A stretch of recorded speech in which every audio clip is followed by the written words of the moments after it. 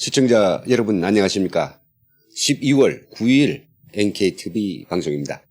오늘 시간에는 시위가 당겨진 트럼프의 5개 화살, 그 앞에선 김정은의 운명은 어찌 될까? 이런 제목으로 팩트 앤 평론 시간입니다. 크리스마스가 곧 눈앞입니다. 눈앞에 다가온 것은 크리스마스만이 아닌 것 같습니다.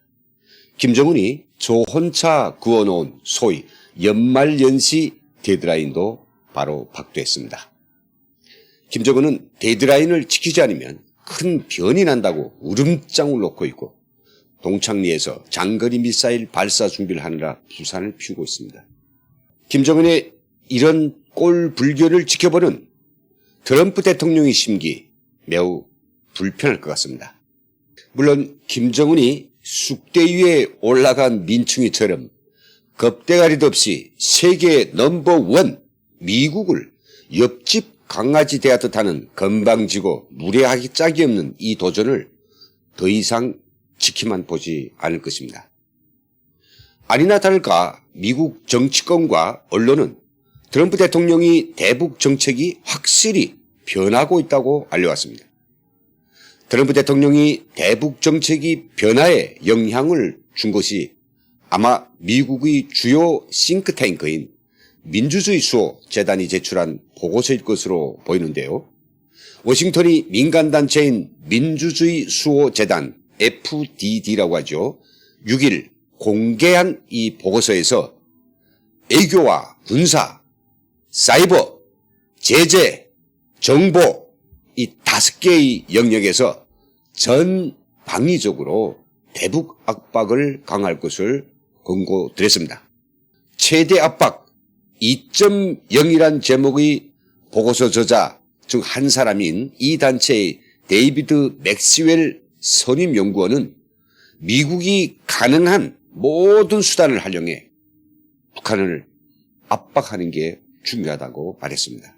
대북 압박은 제재만 있는 것도 아니고 압박을 가할 수 있는 요소들을 총동원해서 종합적으로 대처해야 한다는 것입니다.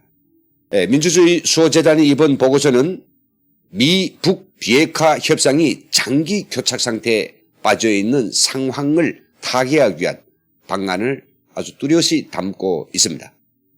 보고서는 대북 외교에서 군사 옵션, 이 군사 옵션이 협상 테이블에 늘 올라와 있어야 한다면서 미국의 군사적 갈등을 어떻게든 피하려 한다는 인상을 주면 북한 정권이 오판에 따른 잘못된 행동으로 이어질 수 있다고 경고했습니다.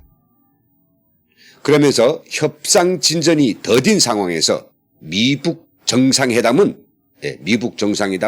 더 이상 열려서는 안 된다고 못을 박았습니다.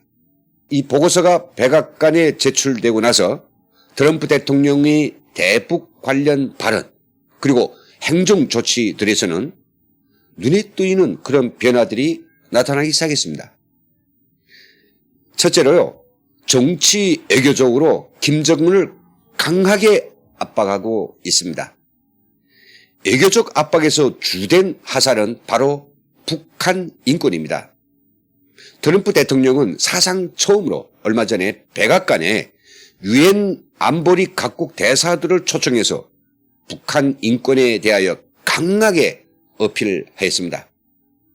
결과 오는 10일 유엔 안보리는 북한 인권 문제를 상정하고 토의한다고 합니다. 즉 내일부터겠죠. 북한 인권 유린이 또 탄압의 수괴인 김정은을 유엔 안보리가 국제 형사재판소에 회부할 바로 그런 길이 열리는 것 같습니다. 이와 함께 나토 순회자회담에서 트럼프 대통령은 2년 만에 김정은을 로켓맨이라고 다시 치부해버렸습니다. 그러더니 북한은 총참모장, 애무성 일부상 등이 당장 튀어나와가지고 자기들이 최고 존엄에 대해서 비유호칭을 더 이상 쓰면 트럼프의 늑다리 망령이 다시 시작된 것으로 간주하겠다고 엄포하고 나섰습니다. 트럼프 대통령은 이제 더 이상 김정은을 직접적으로 상대하려고 하지 않는 것 같습니다. 당연히 그래야 되겠죠. 둘째로는요, 김정은과 북핵시설을 정조준한 이런 무력 사용입니다. 이미 북한이 2만 피트 상공에 미국이 최신의 전투기들 총동원돼서 북한을 샅샅이 훑어서 목표물을 정찰했습니다. 그 높은 고도에서도 10cm 크기, 10cm 크기의 물체를 식별할 수 있다고 하니 마음만 먹으면 호피작전 같은 것은 일도 아닐 것입니다. 셋째로 강력한 사이버 역공입니다. 미 국무부와 국토안보부는 최근에 라자루스니 금성 121이니 하는 북한이 이 손꼽히는 해커 집단을 상대로 면밀한 추격전을 벌이고 있으며 이들이 미국의 사이버 사령부 요원들에게 잡힐 날이 멀지 않았습니다. 게다가요, 미국은 북한이 폐쇄적인 인트라망에 대한 공세적 작전을 준비하고 있습니다. 이제 미국도 당하는 것이 아니라 역으로 북한을 공격하는 이런 채비를 하고 나섰습니다. 넷째로는 2017년 수준으로 대북 제재를 강력하게 밀어붙이고 있습니다.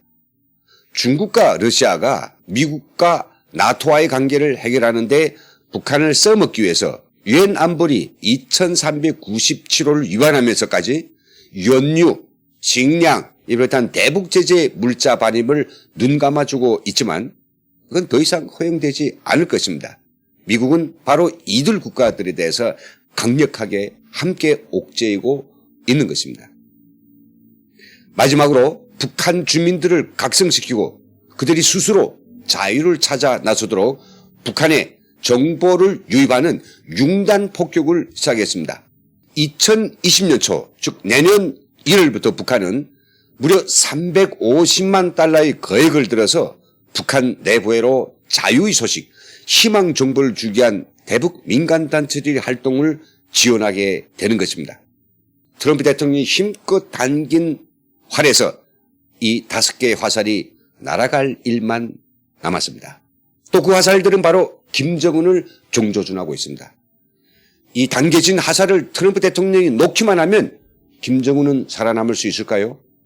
저희 개인적 사견에는 김정은이 살아남기가 쉽지 않을 것입니다. 김정은은 미국을 왜 세계 넘버원이라고 했는지 숨이 꼴깍하는 그 순간에야 알게 될 것입니다. 오죽하면 미국의 슈퍼 파워 앞에서 중국이나 러시아까지 쩔쩔매고 있겠습니까? 얼마 전에 백두산의 동네방네를 말 타고 쏘다니는 김정은의 군사놀이를 보면서 어쩐지 어린아이들이 그런 군사놀이를 하는 듯한 모습에 참으로 가소롭기만 하였습니다. 이런 유아적인 로켓맨을 손보는 것은 미국으로서는 사실 아무것도 아닐 것입니다.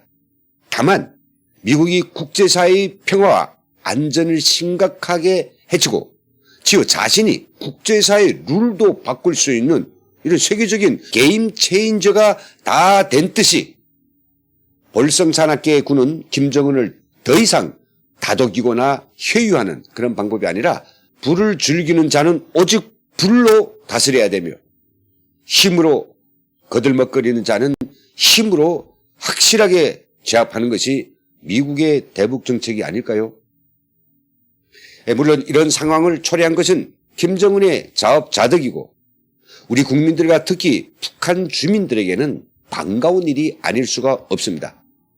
문재인 정부도 더 이상 김정은에게 미련이나 환상 따위를 버리고 정말로 그들에게 아킬레스건을 잡힌 게 없다면 그리고 사회주의에 대한 사상적 공감이 없다면 당연히 미국과 함께 김정은의 마지막 명줄을 조이는 일에 동참해야 될 것입니다. 우리 국민들은 지켜보고 있습니다. 더 이상 김정은에게서 삶은 소대가리니 뭐니 능멸당하면서도 완전히 박산이 난 한반도 평화 프로세스를 계속 연불하고 탈북민들이 북한 인권 활동을 가로막는 것과 같은 전추에 씻지 못할 대역죄는 짓지 말라는 강력한 경고로 오늘 방송을 마치겠습니다. 오늘 저희 방송을 시청해 주신 전국의 시청자 여러분, 그리고 해동포 시청자 여러분, 정말로 감사합니다. 여러분들이 눌러주는 좋아요와 구독, 저희 NKTV에는 힘이 됩니다. 그리고 아낌없이 보내주는 성원과 지원에 더욱 좋은 방송으로 찾아오겠습니다. 대단히 감사합니다.